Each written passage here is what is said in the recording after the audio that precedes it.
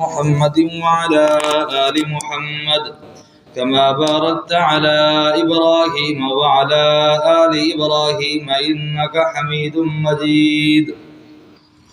سورہ بقرہ آیت نمبر 228۔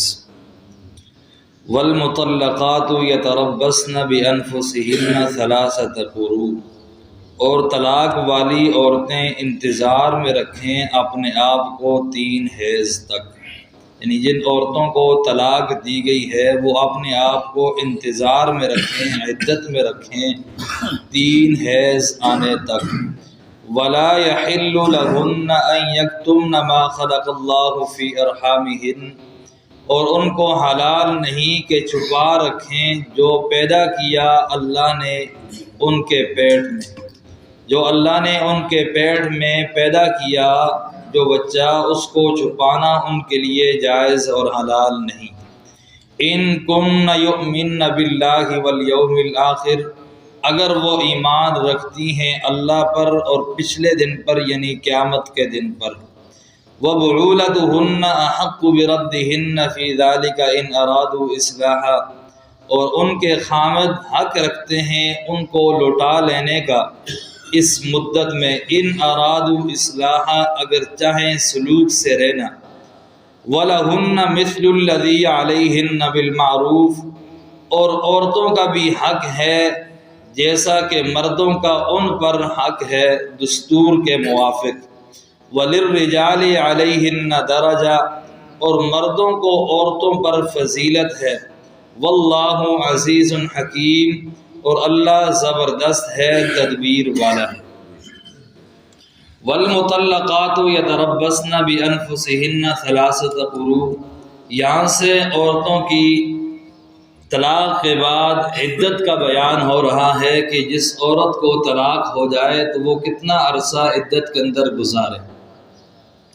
تو پہلے تو یہ سمجھ لیں کہ عورتیں عدت کے اعتبار سے مختلف ہیں، یعنی مختلف عورتوں کی عدت کیا ہے؟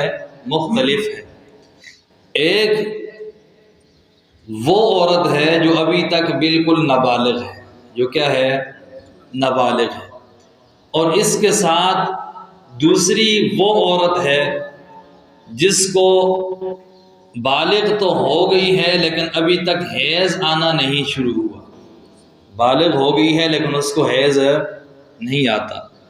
اور تیسری وہ عورت کہ جس کو بڑھاپے کی وجہ سے حیض نہیں آتا، جس کو بڑھاپے کی وجہ سے حیض نہیں آتا۔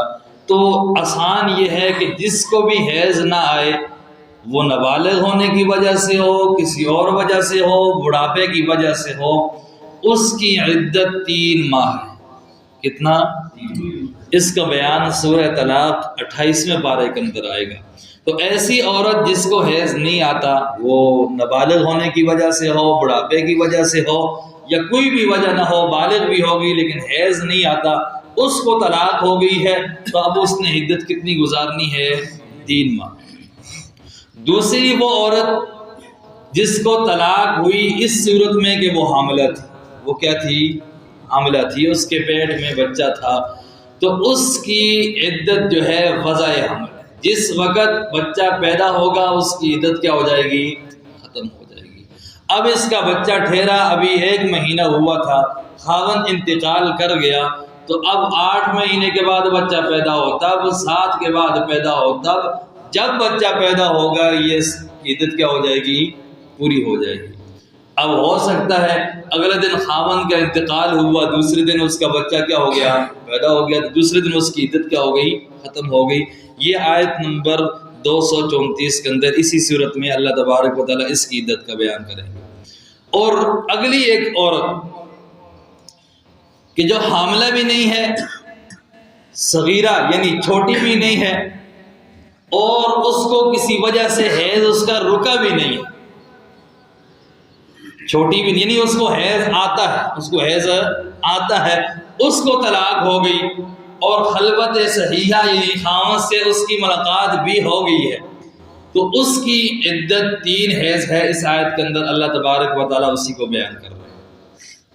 اور ایک عورت وہ ہے کہ جس کو حیض بھی آتا ہے سب کچھ ہے، لیکن ابھی تک خامند کی اس کے ساتھ ملاقات نہیں ہوئی، خامند کو تنہائی میں اس سے ملنے کا موقع نہیں ملا، تو سورہ احزاب میں اللہ تبارک و تعالیٰ اس کی عدت کا بیان کرتے ہیں کہ اس کی عدت ہے ہی نہیں، اس کی عدت سرے سے نہیں ہے۔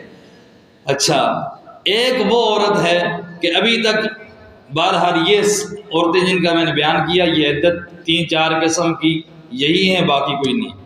تو جو بالکل جس کو حیض نہ آئے، وہ بڑھاپے کی وجہ سے ہو، چھوٹے ہونے کی وجہ سے ہو یا کسی اور وجہ سے، تو اس کی عدت کتنی ہے؟ 3 ماہ۔ اور جس کا خامن فوت ہو جائے اس کی عدت 4 ماہ 10 دن۔ کتنے؟ 4 ماہ 10 دن۔ اور اس کے علاوہ جس عورت کو حیض وغیرہ آتا ہے، اس کا خامن فوت ہو گیا، بھی وہ حملہ وغیرہ بھی نہیں ہے، تو اس کی عدت کتنی ہے؟ 3 حیض۔ کتنی؟ 3 حیض۔ یعنی جس طہر میں اسے طلاق ہوئی ہے اس طہر کے بعد اس نے 3 حیض گزارنے ہیں۔ کتنے حیض گزارنے ہیں؟ 3 حیض۔ ایک حیض آگے گزر گیا، دوسرا آگے گزر گیا، تیسرا آگے گزر گیا، تو اس کی عدت کیا ہوگی؟ پوری ہوگی۔ اور جس کے ساتھ ابھی تک خلوت صحیحہ نہیں ہوئی ہے، رخصتی نہیں ہوئی ہے، تو اس کی عدت بالکل نہیں ہے۔ اس آیت کے اندر اللہ تبارک و تعالیٰ بیان کر رہے ہیں اس عورت کی عدت بیان کر رہے ہیں جس کو حیض آتا ہے، جس کو حیض آتا ہے۔ فرمایا والمطلقات، اور طلاق یافتہ عورتیں، جن کو طلاق ہوگی، طلاق والی عورتیں، یتربصن بانفسہن ثلاثۃ قروء، وہ انتظار میں رکھیں، روک کے رکھیں، بانفسہن، اپنے آپ کو، ثلاثۃ قروء، 3 حیض تک۔ کتنے حیض تک؟ 3 حیض تک۔